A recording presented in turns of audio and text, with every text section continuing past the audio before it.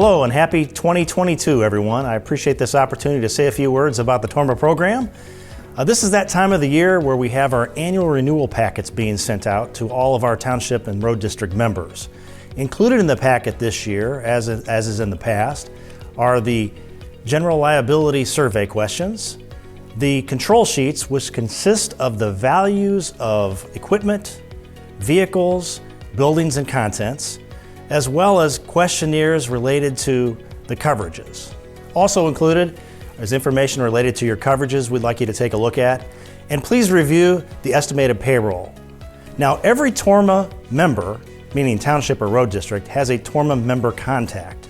And the final thing in the packet that we need you to take a look at and review is the contact information to make sure the address, the person, and the phone numbers and so forth are all still accurate. If not, just make those changes on the sheet.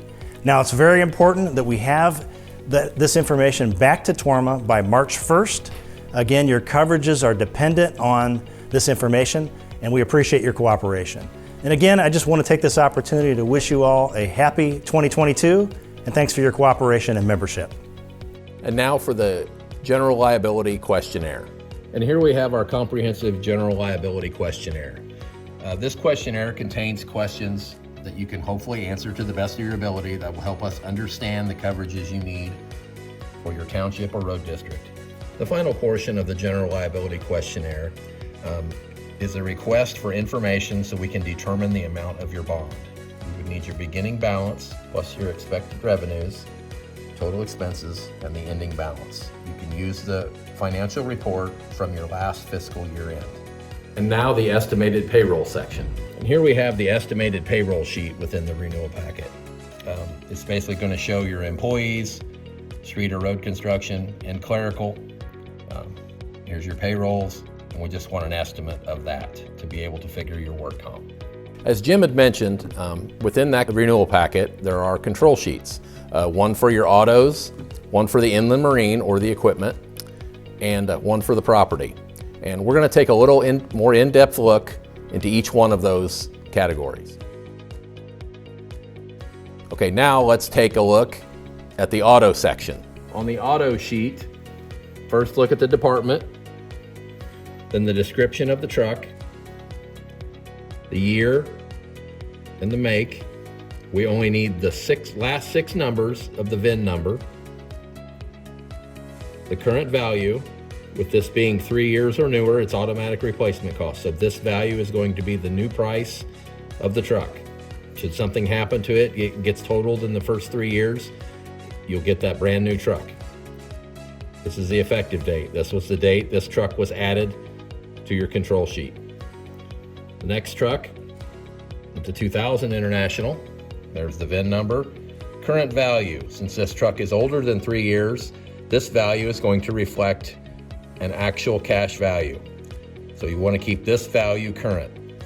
This price was adjusted just last year in 2021, so that price is probably fairly current.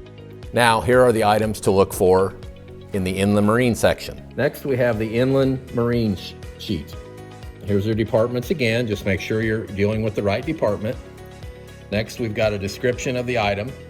Here we've got a wing for the grader. The year, 1995, make is a Hinky. Serial number, well, just like the trucks, if it happens to be a long serial number, we only need the last six numbers, but in this case, there's only 4. Current value is $10,000. Now, what is different with the inland marine schedule is we do something called functional replacement. You've heard of replacement cost, functional replacement. There's also actual cash value, ACV. Well, what we recommend is the functional replacement. That means this value here for this piece of equipment, it is not what it is worth. You're just letting us know how much money you're going to need to replace this piece of equipment in the event it is a loss. So if you're saying $10,000 is enough to get you another wing for your grader, then that's what you want to list down here. If prices have increased, you can increase that a little bit, you can lower it. But in the event of a loss, this is the price that we're going to go by. That is what you would have to spend to buy that replacement. Once again, we recommend the functional replacement. As we described before, effective date, that's the last date that this value or this piece of equipment was changed or modified. And as it says here in the comments, this was from the renewal. They changed the item name in the 2018 renewal packet. Now here are the things you need to look for in your property control sheet. And now finally, the property schedule. Here we're going to have listed the buildings and property in the open. This PO column over here on the side, this Y here, that's going to represent property in the open. If that is checked, there's going to be a Y there. That's going to be your fuel tanks, flag poles, fencing, things of that nature on the township or road district property. You're going to want to list the value. Any contents, obviously property in the open is not going to have contents. Once again, the dates, and it's valued by member. Now buildings, we want to make sure we got the right. It's road and bridge.